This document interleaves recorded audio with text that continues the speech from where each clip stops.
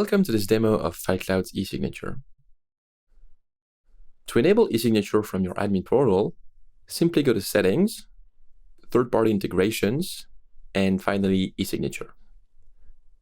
From there, you will be able to start a free trial of Signority, FileCloud's e-signature service.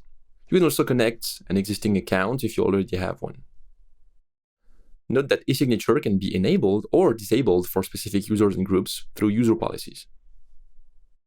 From the user portal, you can select any compatible file, such as a PDF or a Word document, and click e-signature. You can also select multiple documents to send into a single signing request. Let's send the contract for signature.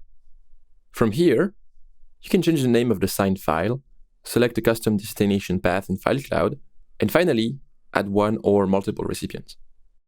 To add a recipient, you will need to provide an email address and a name.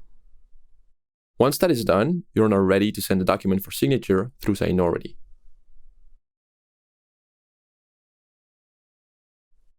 This is the Signority editor. From here, you can format your document and add placeholders for various information.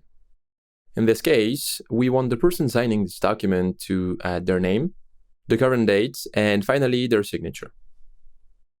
Once your document has everything you need, the last thing you will need to choose is the type of e-signature you want. Signority offers 2 levels of security with varying degrees of encryption and traceability. That's it. Your document has now been sent, and your recipient has received an email prompting them to sign. Back in FileCloud, you can view all of your current and past signature requests using the e-signature menu in the top right corner.